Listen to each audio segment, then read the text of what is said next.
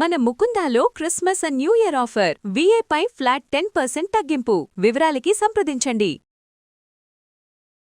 నమస్కారం. సుమన్ టీవీ ప్రేక్షకులకి వసంత పంచమి శుభాకాంక్షలు. నాతో పాటు ప్రముఖ ఆస్ట్రాలజర్ బ్రహ్మశ్రీ నందిబట్ల శ్రీహరి శర్మ గురుగారు ఉన్నారు. నమస్తే గురుగారు. వాగర్థావివ సంపృక్తౌ వాగర్థ ప్రతిపత్తయే జగతః పితరౌ వందే పార్వతీ పరమేశ్వరౌ. ఆదిత్యాయ చ సోమాయ మంగళాయ బుధాయ చ గురు శుక్ర శనిభ్యశ్చ రాహవే కేతవే నమః. శృంగేరి జగద్గురు పీఠాధిపతులకి కంచి పీఠాధిపతులకి నమస్కారములు తెలియజేసుకుంటూ కార్యక్రమాన్ని ప్రారంభిద్దాం. గురుగారు, వసంత పంచమి వస్తుంది. చాలా వరకు సరస్వతి ఆలయాలన్నీ కిటకిటలాడుతూ ఉంటాయి. అయితే చాలా అక్షరాభ్యాసాలు కూడా చేస్తూ ఉంటారు, ముఖ్యంగా వసంత పంచమి రోజు. సో వసంత పంచమి రోజు చదువుకునే పిల్లలతో పాటు పెద్దలు కూడా అందరికీ జ్ఞానం అవసరమే కదా. సో మేమందరం చేయాల్సిన పనులని ఒక్కసారి గుర్తు చేయండి గురుగారు. వసంత పంచమి అనేటువంటిది ప్రధానంగా వసంతుడు మన్మధుడికి మధ్య ఉన్నటువంటి స్నేహ బాంధవ్యాన్ని సూచిస్తూ చేసుకునేటువంటి పండుగ. అంతేకాకుండా ఈ సంబంధించినటువంటి ఈ వసంత పంచమికి వసంతాన్ని ఎందుకు వచ్చింది తెలుసు అంటారమ్మా? పూర్వము వసంత ఋతువు ఇక్కడి నుంచే ప్రారంభమైందని చెప్పేవాళ్ళు, పంచమి నుంచే. అందుకనే మాఘ పంచమి వసంత ఋతువుగా ప్రారంభమైనట్టుగా మీరు గమనించుకుంటే ఈ యొక్క చలికాలంలో ఆకులన్నీ రాలిపోయి ఈ పంచమి నుంచి చిగురించి ఉగాదికి వచ్చేసరికి నిండుగా ఉండి పళ్ళన్నీ వస్తుంటాయి, పూలన్నీ వస్తుంటాయి విస్తారంగా. ఈ వసంత పంచమి నుంచి చిగుర్లు ఎక్కువగా వస్తుంటాయి. అంటే ఏంటి? ఒక వృక్ష జాతికి, ప్రాణం ఉన్నటువంటి వృక్ష జాతి పెరగడానికి అవకాశం ఉన్నటువంటి రోజులు. అలాగే మన మానవాళికి కూడా జీవితంలో అనుకున్నది సాధించడానికి ఈ వసంత పంచమి నుంచి మెట్లు అనేటువంటిదిగా ఏర్పడతాయి. కాబట్టి మనం విజయకేతనం అనేటువంటిది ఎగురవేయాలి. ఈ విజయకేతనం ఒక్కొక్క మెట్టుని అధిరోహిస్తూ మనం అవకాశాన్ని పెంచుకుంటూ విజయానికి చేరువుగా ఎలా వెళ్ళగలగాలని అనుకుంటామో ఆ వెళ్ళగలగడానికి కారణం ఏంటి? ప్రయత్నం. అన్నిటికన్నా ప్రయత్నం ప్రధానం. కానీ ఈ ప్రయత్నం చేయాలన్నా మనకు కావాల్సింది జ్ఞానం. మనం ఈ పని చేయాలనే ఆలోచన మనకు తట్టడం, ఇవన్నీ అక్కడి నుంచి ప్రారంభమవుతాయి, జ్ఞానం నుంచి ప్రారంభమవుతాయి. అందుకనే ఇది తొలిమెట్టు, విజయానికి తొలిమెట్టు ప్రయత్నం కంటే కూడా జ్ఞానము. ఈ జ్ఞానము తర్వాతనే క్రియాశక్తి, ఈ క్రియాశక్తితోనే ఇచ్ఛాశక్తి. ఎందుకంటే జ్ఞానం వచ్చిన తర్వాత పనులు మొదలు పెడతారు. సక్సెస్ వెళ్తున్నది కొద్దీ ఇచ్ఛాశక్తి, కోరిక పెరుగుతుంది, నేను సాధించాలి, నేను సాధించాలి అని. అలా అలా అలా మెట్టుకుంటుంది. ఇచ్ఛాశక్తి, క్రియాశక్తి, జ్ఞానశక్తి అంటారు కదమ్మా. జ్ఞానశక్తి మొట్టమొదలు.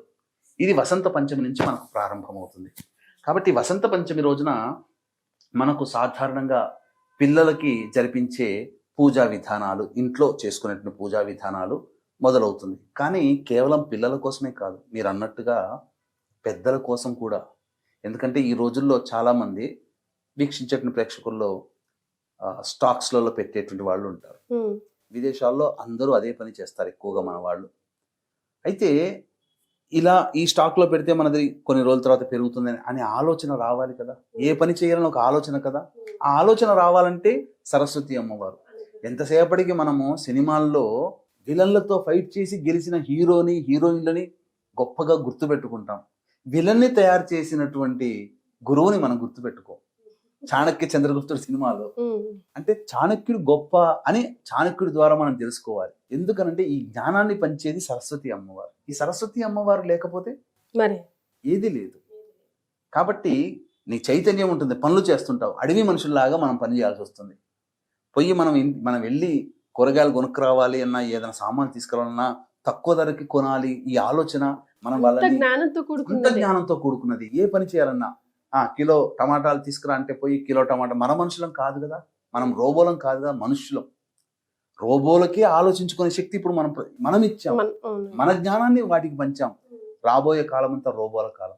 కాబట్టి ఏ తర్వాత మనం ఎన్ని మాట్లాడుకున్నా చెప్పాల్సింది ఏంటంటే ప్రతి మానవుడికి పిల్ల పెద్దలు అనేటువంటి తేడా లేకుండా అందరికీ కూడా జ్ఞానమే ప్రధానము. అంటే జ్ఞానం అంటే కేవలం చదువు అనేదే కాకుండా ఏ పని ఎప్పుడు చేయాలి, ఎలా చేయాలి, ఏ విధంగా చేయాలి అని ఒక ప్లానింగ్ అనేటువంటిది. ఇంప్లిమెంటేషన్ తర్వాత ప్లానింగే లేకపోతే ఇంప్లిమెంటేషన్ ఏముంటుంది? కాబట్టి ఈ ప్లానింగ్ అనేదే జ్ఞానశక్తి. ఈ జ్ఞానశక్తికి అందరూ తోడ్పడాలమ్మా.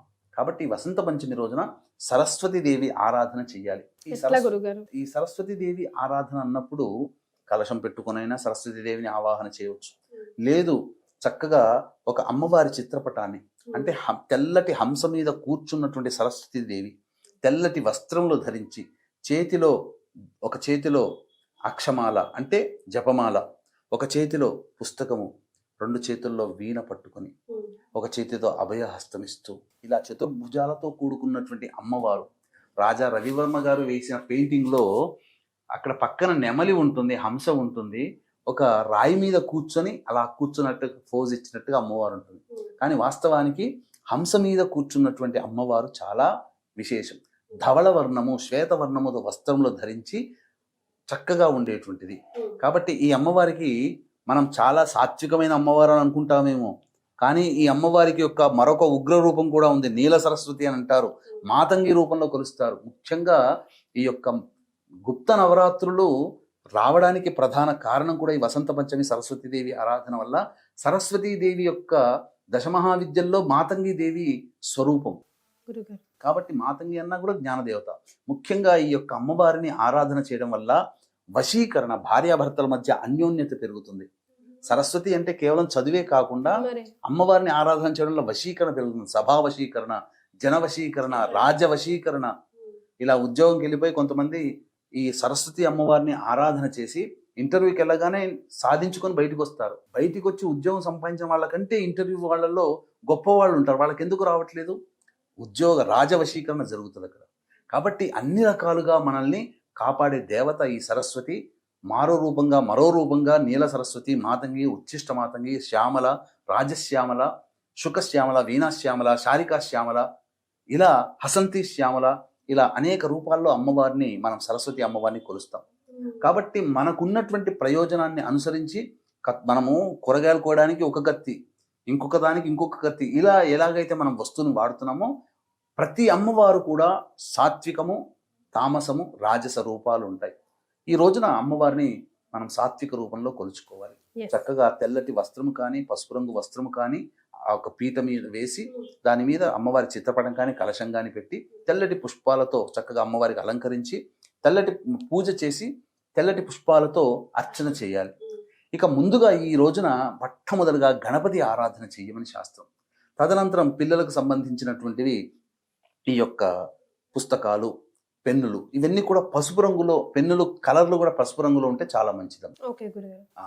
ఈ యొక్క వర్ణంలో ఉన్నటువంటి అంటే పసుపు రంగు రాయడం కాదు, క్యాపులు కానీ పెన్ ఉండడం, దాని కలర్, ఆ కలర్ అట్లా ఉంటే చాలు. ఎందుకంటే ఆ వర్ణమే చెప్పబడి ఉంది మనకు శాస్త్ర ప్రకారం.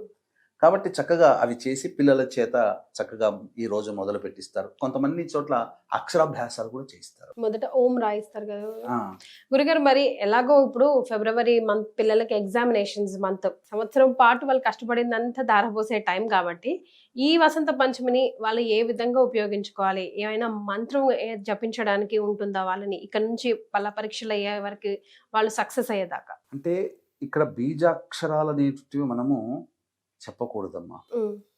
అయితే ఇక్కడ ప్రధానంగా మీరు అన్నట్టుగా పిల్లలు చదువులో బాగా పైకి రావాలంటే ప్రతిరోజు కూడా పిల్లల యొక్క శక్తి అనుసరించి 27 మార్లైనా, 41 మార్లైనా, 54 మార్లైనా, లేదా 108 సార్లైనా కానీ ఓం వాగీశ్వర్యై చ విద్మహే బ్రహ్మ పత్న్యై చ ధీమహి తన్నో వాణీ ప్రచోదయాత్. ఓం వాగీశ్వర్యై చ విద్మహే బ్రహ్మ పత్న్యై చ ధీమహి తన్నో వాణీ ప్రచోదయాత్. ఈ యొక్క మంత్రాన్ని 27, 41, 54, 108 సార్లైనా కానీ జపం చేస్తే పిల్లల్లో, అంటే ఈ మంత్రము చదువుతున్నప్పుడు ఏమవుతుందంటే ఇక్కడ ఉన్నటువంటి న్యూరాన్స్ అంటారు, ఆ పిల్లలకి ఆ న్యూరాన్స్ పెరుగుతున్న కొద్దీ మనం పెద్దగా అవుతున్నప్పుడు న్యూరాన్స్ కొన్ని ఎండిపోతాయి. అందుకని చిన్నప్పుడు ఉన్నంత జ్ఞాపక శక్తి మనకు పెద్ద అయ్యాక ఉండదు. 3 రోజుల కింద ఏం జరిగిందో మనకి ఏం తెలుస్తుంది? గుర్తుపెట్టుకోవాలి. గురుగారు, మరి అమ్మవారికి విశేషంగా సమర్పించాల్సిన నైవేద్యం, మహానైవేద్యం ఏదైనా ఉందా? అమ్మవారికి ఈ యొక్క వసంత పంచమి రోజున చక్కగా పాయసాన్నము అమ్మవారికి చాలా ప్రీతికరం. ఈ రోజున ప్రధానంగా అమ్మవారికి నైవేద్యంగా తమలపాకులో తేనెని అమ్మవారికి సమర్పించి ఆ తేనెని పిల్లల నాలుక మీద రాసి పెడితే చాలా మంచిది. స్వర్ణ ప్రాశనము అని అంటారు, అంటే స్వర్ణ లేహ్యము లాగా ఉంటుంది, స్వర్ణ రజను అని అంటారు. తేనెలో వాటిని పెట్టి పిల్లలకు నాకిస్తే వాళ్ళలో అమోఘమైన వాక్శక్తి పెరుగుతుంది. మాటలు రాని వాళ్ళు కూడా ఈ వసంత పంచమి రోజున స్వర్ణప్రాశన గనక చేస్తే అద్భుతం అమ్మ. గురుగారు, అక్షరాభ్యాసం అంటే గుర్తొచ్చింది. ఈసారి మూడాలు ఉన్నాయి కాబట్టి వసంత పంచమి రోజు అక్షరాభ్యాసం చేయించకూడదు అని అంటున్నారు. నిజమేనా గురుగారు? మీరు చెప్పింది వాస్తవేనమ్మా. ఎందుకంటే మూఢములు అనేటువంటివి ఉండి ఫిబ్రవరి 19వ తారీఖు రోజున మూఢములు వెళ్ళిపోతున్నాయి. కొన్ని పంచాంగాల ప్రకారం శివరాత్రి ముందు వెళ్ళిపోతుంది. అయితే ఈ యొక్క వసంత పంచమి సమయానికి మూఢాలు ఉన్నాయి. శాస్త్ర ప్రకారం అయితే తొలిగా మొట్టమొదటిసారి అక్షరాభ్యాసము చేసేటువంటి అవకాశం ఉంటే ఈ యొక్క మాఘమాసము పంచమి వసంత పంచమి పనికిరాదు. పాల్గొన మాసంలో వచ్చే మదన పంచమి శ్రీ పంచమి అప్పుడు చేసుకోవచ్చు. కానీ కొంతమంది ఏమంటున్నారంటే క్షేత్రాలలో కాబట్టి తప్పు లేదు అని చెప్పి సవరిస్తున్నారు. ఇక ప్రముఖమైనటువంటి సరస్వతి క్షేత్రాల్లో ఈ రోజు మూఢాలు ఉన్నా చేసే వాళ్ళు ఉన్నారు. అది ఎవరిష్టం వాళ్ళది. శాస్త్ర ప్రకారం అయితే చేయకూడదు. మూఢాలలో ఉన్నప్పుడు ఇవి చేయకూడదమ్మా. రైట్. ఇది మాత్రం ఖచ్చితంగా చెప్పవచ్చు. ఇక చేసుకుంటామనంటే ఇక వారిష్టం. అంటే మనం ఇవ్వాల్సిన ఇన్ఫర్మేషన్ ఇద్దాం గురుగారు, ఇంకా ఎవరిష్టం వాళ్ళది, అంతే కదండి. అంతేనమ్మా. చాలా సంతోషం గురుగారు, ధన్యవాదాలు. సర్వం శ్రీ ఉమామహేశ్వర పరబ్రహ్మార్పణమస్తు.